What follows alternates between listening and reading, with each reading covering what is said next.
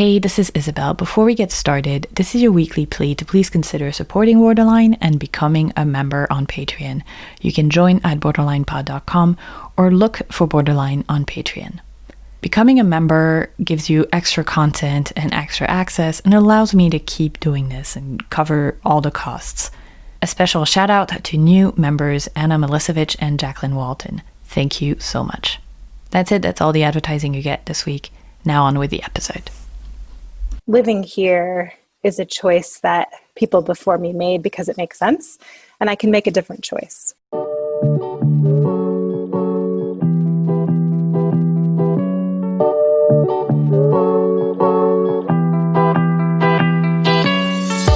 Hi, I'm Isabelle Rugal, and this is Borderline. We have a different kind of episode today. I'm going to be talking to a global citizen like all of us about her experiences. Now, I can nerd out forever about policy. I love interviewing authors and reporting out big stories.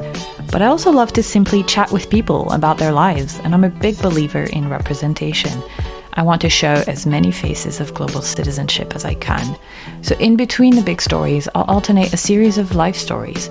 I'm calling it Border Lives because why waste a good pun? And I'm starting with friends who are generous guinea pigs. But if you want to share your story of global citizenship, please get in touch. You'll find me at borderlinepod.com. Now, meet Janet Matta. She's an American friend living in Seattle. We moved to Australia around the same time in 2014, and that's when we met. A couple weeks ago, she texted me that she and her family had decided to leave the United States. They just can no longer take what the country has become. So started a conversation about what we owe to the places that we're from and what home even means. Her story echoes interestingly with last week's conversation with Wade Davis, so I recommend you listen to that first if you haven't. Now let's hear from Janet. Hello, friend. Hello, how are you? You know, like 2020 is Yeah, of course. acceptable, I guess. I am better than the start of the year. So there has been progress. So that's how I measure it, is there are deeper depths than the ones that I'm in right now. I think that's a really good way to put it. Yeah. How are you doing? Yeah, I think I broke last week. I think I just snapped. I sort of hit a new level. I discovered the basement last week. Yeah. I thought I was on the ground floor, and no, there was a level below that. We had all of this smoke, and it was really horrible. It was just feeling like you can't go anywhere indoors because of COVID, and you can't go anywhere outdoors because the air is not safe. And on top of that, I got this, it sounds really minor, and it's really quite stupid. I got this healthcare bill. It was $171, but it was for an emergency room visit, and I'd already paid the copay, and I was just this like needle in the balloon of everything about our life here is not working. It's just feeling like, okay, the COVID is being mismanaged. There's no end in sight.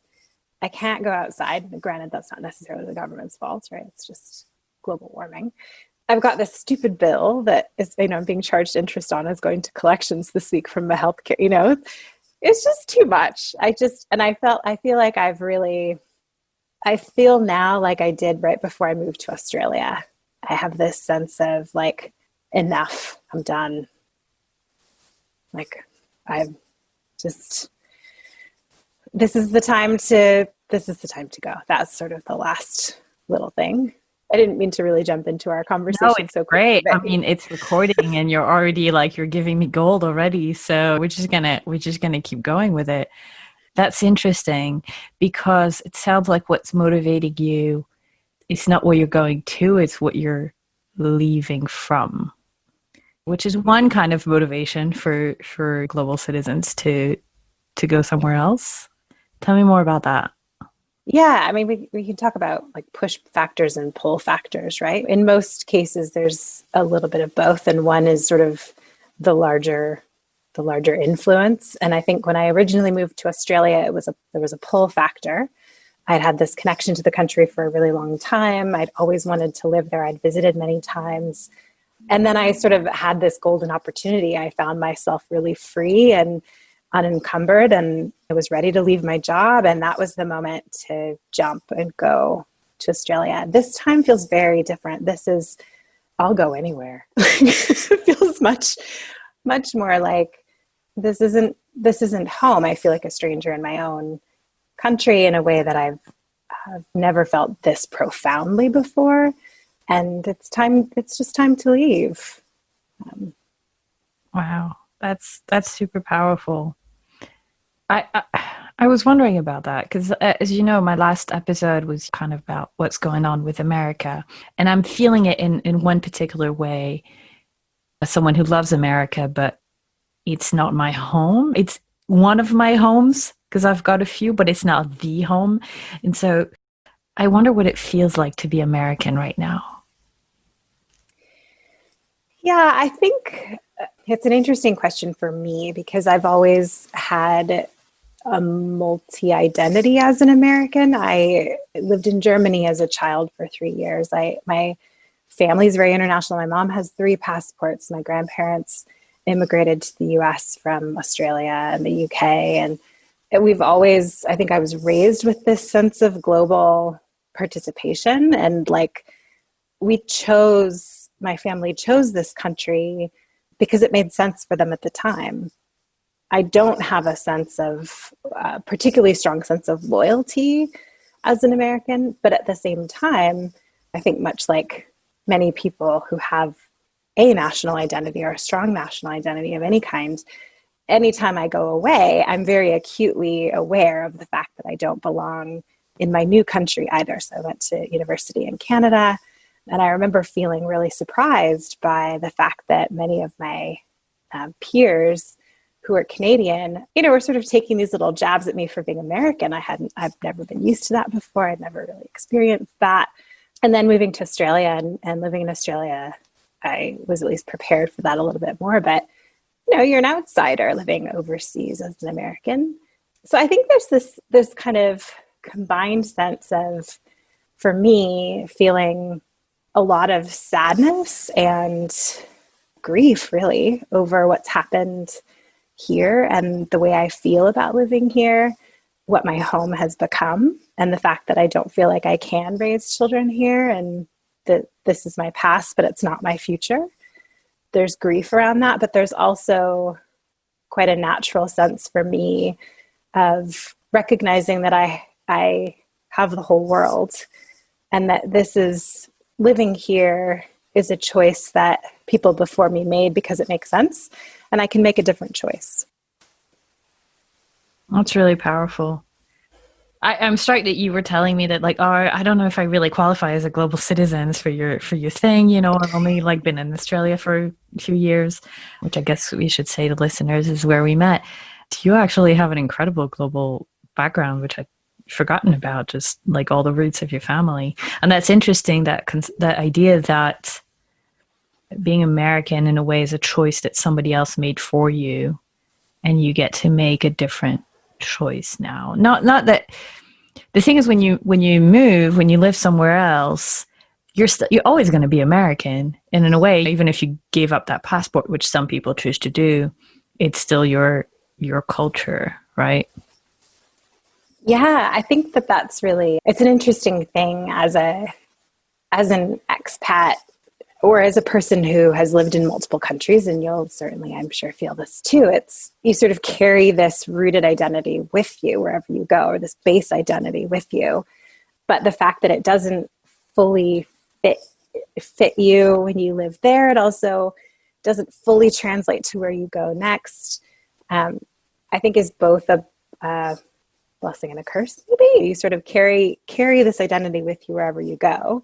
It's like being a hermit crab, right? You wear your shell on your back, but you're never quite going to feel the same sense of at home anywhere else. I think there's both being at home everywhere and yet being at home nowhere.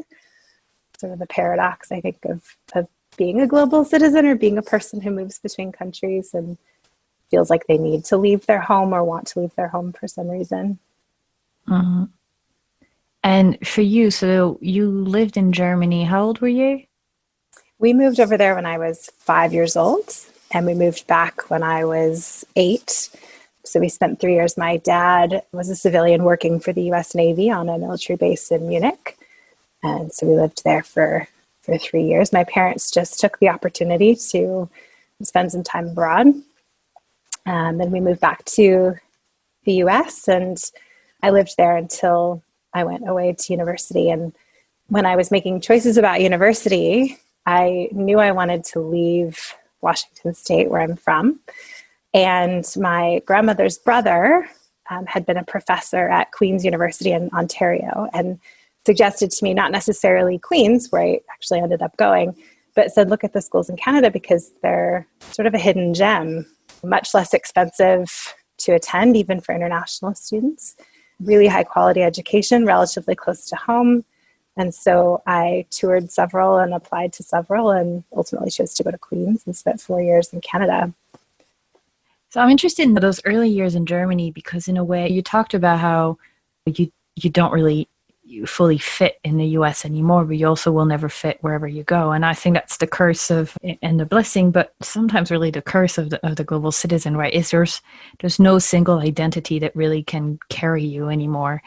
And I think the first time you go abroad and you decide to live abroad, like for me, I was 17, you don't realize until it's too late, quote unquote, what it is that you're breaking.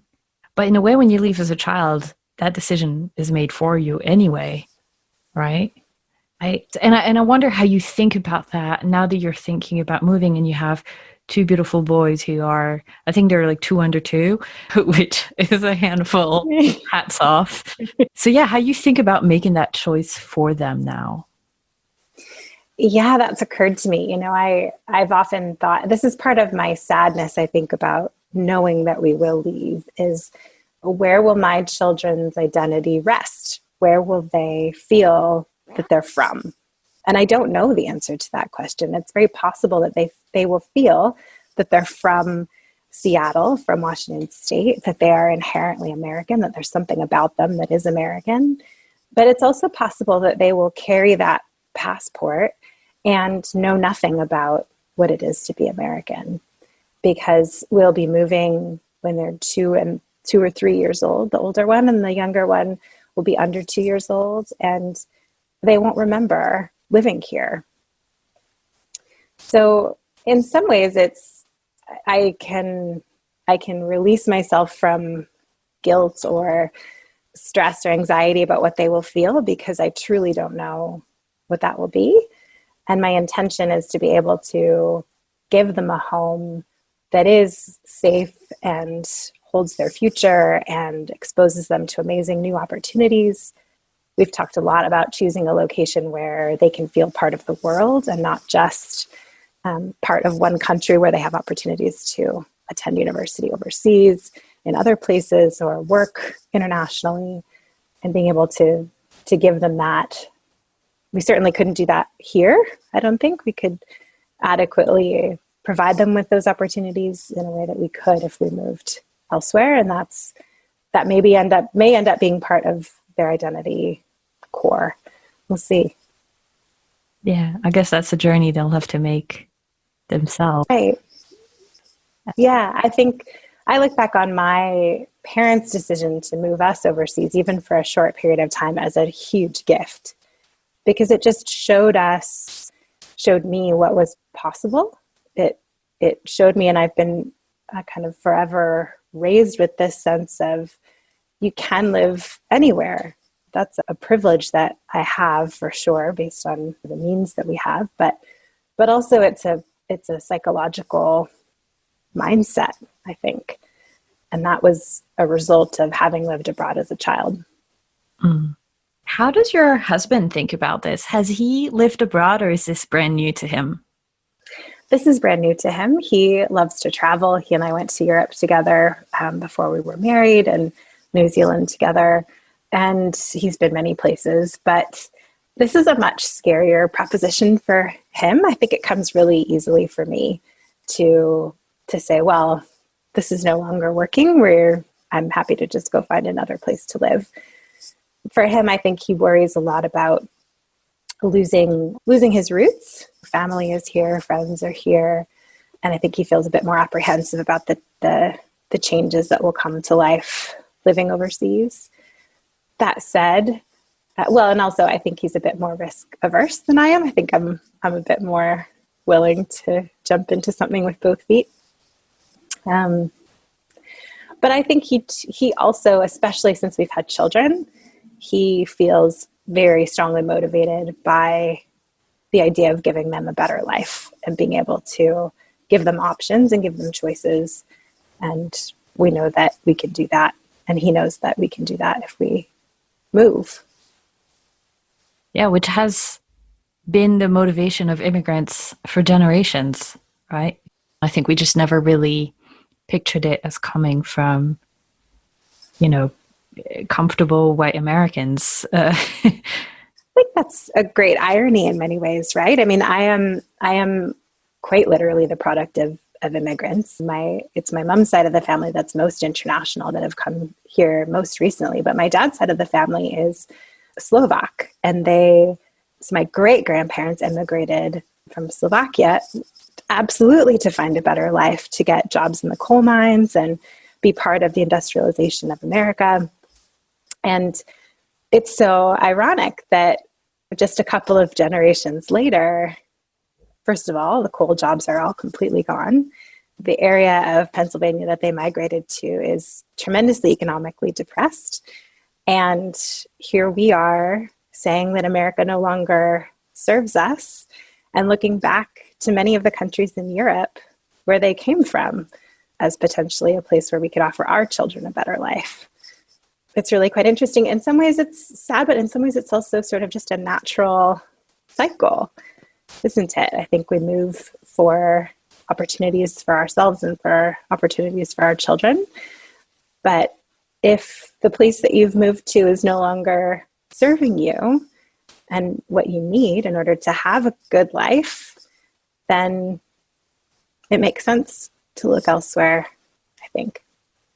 Was there any point in time where you thought, okay, the US isn't working right now, and I want to stay and help change it from the inside? And if so, at what point does that break and you're like, I can't do that anymore, we need to move on? I think I have thought a number of times about what I could do.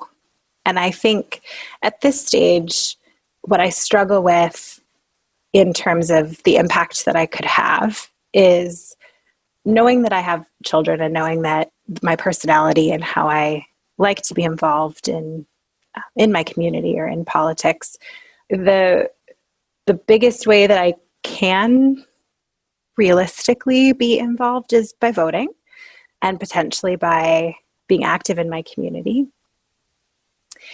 I think at this point, what I've realized is that the challenges that we're facing in the US and as people living in the US are so much deeper than who's in power politically. We're experiencing a really deep threat to democracy in this country that we haven't really seen prior to the last 4 years.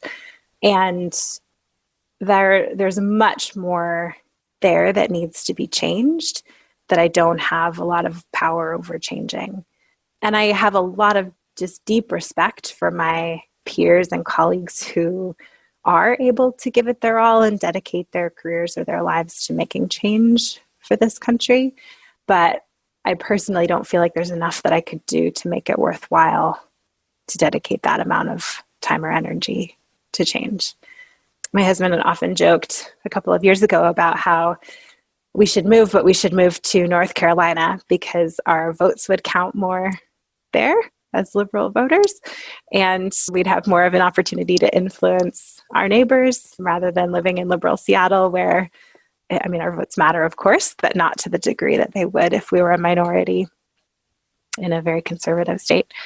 That's a big commitment to make, to literally define your entire life by the power of your vote or the power of your activism. I think that's the catch, right? Is how much can you, or do you want, and this is a very individual decision, how much do you want to live for the possibility of something better and potentially make great personal sacrifices in the interim while you're trying to affect that change. And I think people really all over the world have in countries that need change and need improvement have made those choices. Do you send your children to the poor public school because you want to support the public school system and potentially sacrifice the quality of their education in doing that? Do you live in the economically depressed city and work hard to make it better and start a business there and kind of battle uphill, hoping and working for long-term change, but making huge personal sacrifices in the process? I don't think that we are at a place where we're comfortable with the degree of sacrifice required to continue to work for change. I think there are things that we can continue to do, like vote from overseas, and know that we're protecting our family and just having a greater base level of happiness and community and joy and satisfaction for us as well. Mm-hmm. I'm really struck by how much it echoes what I might hear from friends in the Lebanese diaspora, the Iranian diaspora, or all these big diasporas overseas who, love home, but either didn't have opportunities there or just got so tired of fighting that they decided to go. And obviously it's the better off who tend to go first because they have more opportunities to do so. Yeah. I remember back when Trump was first elected, there were a flurry of Americans, right, who at least talked about moving overseas, sort of saying, I can no longer live in this country. And I remember a friend of mine posting something on Facebook about how he wished you would just keep that to yourself if you were a person who wanted to move overseas or felt like you had to do that, because it's an incredibly privileged thing to be able to move out of a country that you don't feel you want to be part of. And he's right, where I'm very aware of the fact that my upbringing means that, and the financial position that we're in means that we have the option to go elsewhere. And lots of people don't. But I also feel like there's a degree of putting the oxygen mask on yourself before you put it on others that I think we're experiencing. We've watched our mental health deteriorate. We've watched our physical health deteriorate. I feel a level of anxiety and stress about the possibilities and the success and the health and the well-being of our children. And I would like to heal those things before I do anything else. And I think for us, the likelihood is that we will experience that degree of healing. We will feel healthier. We will feel more at ease. We'll experience different stressors. But if we can separate and go away, and we may come back, or we may become active in trying to make this place better, or we may invest fully in a different community overseas and try to make that place better. But I think there is we're feeling this necessity of taking care of ourselves first. Yeah, that makes total sense. I kind of decided over the past, I don't know when it was exactly, but sometime maybe over the past year, before COVID actually already, that I couldn't live in the States again. And so I understand where it's coming from, and it's much bigger than the current president. Mm-hmm. There's the racism and the violence and the healthcare and the individualism kind of piling up to a level that makes me feel very European, which is interesting because I was extremely Americanized in my 20s, and that just kind of dissipated. Yeah, I think you said something in the podcast with David Wade that really resonated for me around Wade Davis, sorry. No, just for the listeners, it was Wade Davis. Thank you, Wade Davis. That was around the individualism in America is this wonderful thing that attracts people to American culture and is this thing that helps actually America succeed and Americans succeed, this individual drive and the sense that anything is possible, I think is what you said. And I resonate with that completely. That's absolutely true. It's one thing I love about this country and the culture here. But it's also the same thing that provides this incredibly toxic environment of not taking care of the people around you, not feeling like you have support, and really individualism to a fault, really feeling like everyone has to fight for their own. And that's not a community I want to be a part of. And I'd be happy to sacrifice a little bit of that sense of possibility and individual freedom in order to know that my community was being taken care of. And I feel ready to make that trade-off. So where are you looking to make that trade-off? What countries appeal? Yeah, well, my mom is just in 2 weeks moving to New Zealand to retire with her husband. So they are packing up their things and getting on a plane to go to Christchurch. So because of that family connection, that's probably our first choice at this stage. We've done quite a bit of research on what that would involve. So that's top of the list for sure. I have dual citizenship in the UK, so we've been looking at Scotland as a possibility, and Ireland as well. And then just for fun, I was doing a bit of web searching yesterday, and there, it turns out, are many European countries that are quite friendly and warm places to live. So we may find ourselves adding Austria and Switzerland and Estonia and Portugal to the list. But I think for right now, it's New Zealand followed by Scotland and Ireland. Are you going with a mindset of like, you're making a new forever life there? Or are you thinking, yeah, a couple years and we'll see? Very much as a forever life. We have a vision of having just a little bit of land and a very modest house and chickens and a place for kids to run and a real connection to a community, a small city. And I think that vision and that lifestyle could carry us well into retirement. We do own a little tiny piece of land here just outside of Seattle. My husband is building a cabin on it from scratch. It's sort of a bucket list item for him to build a cabin just all by himself. We'll continue to own that piece of property and hopefully be able to come back and visit frequently. So I think there will be a part of us that always is still connected to Washington State and the US, regardless of where we go. But in terms of our day-to-day life, I think we're very, very committed to the idea of going somewhere permanently. For sure. I mean, never say never, but. You know, the image that immediately came up when you talked about the life that you envision is the homesteaders. Mm-hmm. A family in a wagon going west and finding a bit of land in a community and making it home. I find it very poetic that there's that connection again to the American frontier and something that is very American, in fact. Yeah, that's a really interesting way of looking at it, right? This idea of going west. And in fact, if we go to New Zealand, we will be heading west in our covered wagon / aluminum airplane.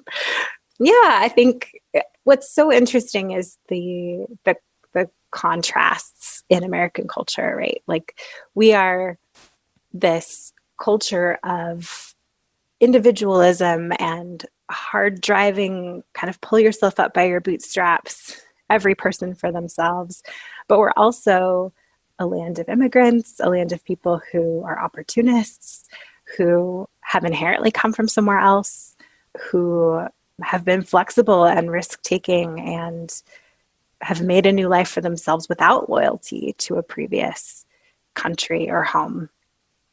And what's evolved here is those cultural elements, but in a really different way, that you get the feeling living in the United States right now that the dominant culture is very loyal to our president and very loyal to sort of this American ethic of freedom and self-righteousness, and that we've forgotten some of those early roots of immigration and freedom from oppression, for sure.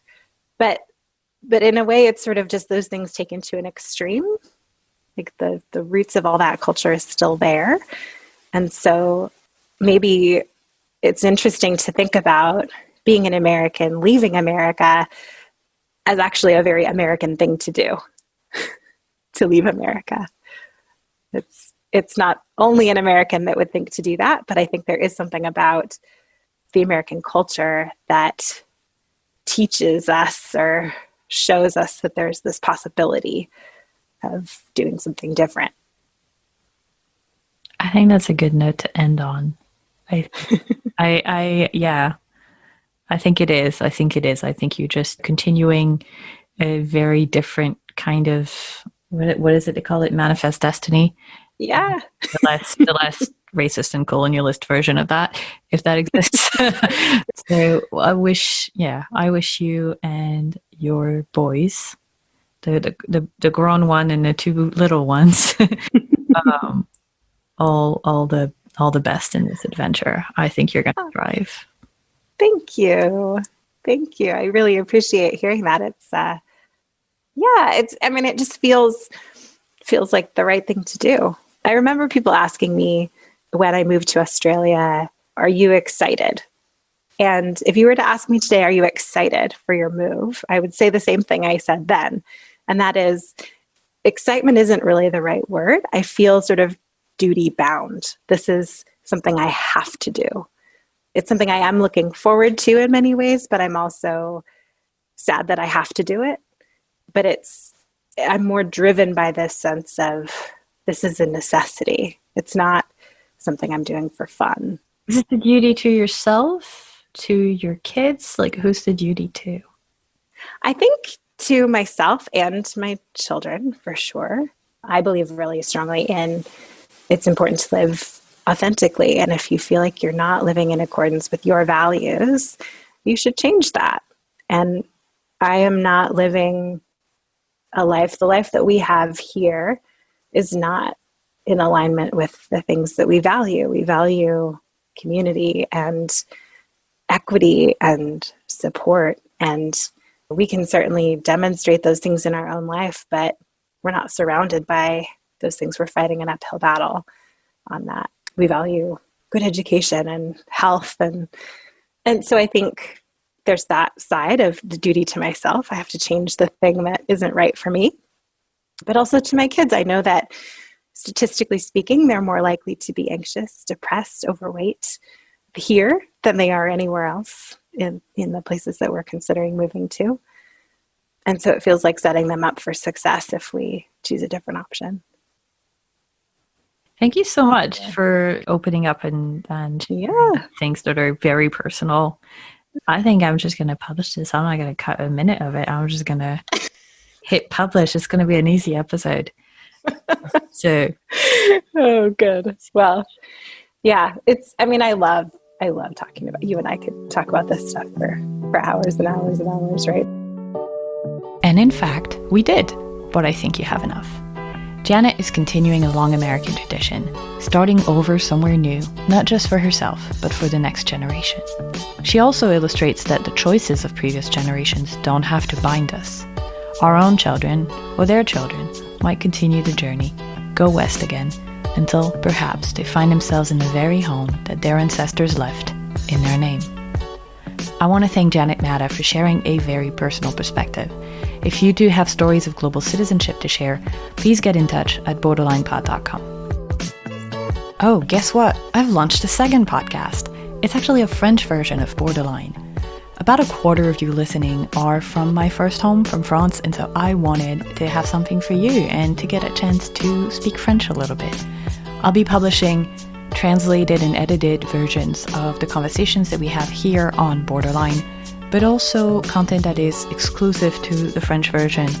I'm especially keen on kind of explaining what's going on in the English-speaking world in the US and the UK, in Australia sometimes, and beyond, to a French audience who's sometimes a little bit confused about what's going on over here. So that's Borderline La VF, and you can find it on all your usual podcasting platforms. I'll be sharing it out as well as on borderlinepod.com. I hope you'll enjoy it. Please let me know what you think, whether you're a French listener or perhaps even someone trying to learn the language. Please remember to rate and review on Apple Podcasts or your app of choice. And to support the making of Borderline, please consider becoming a member on Patreon. You'll get extra content and access and much gratitude. Again, that's all at borderlinepod.com. I'm your host, Isabelle Rogol. Music is by Diala. Borderline is a One Lane Bridge production. Talk to you next week.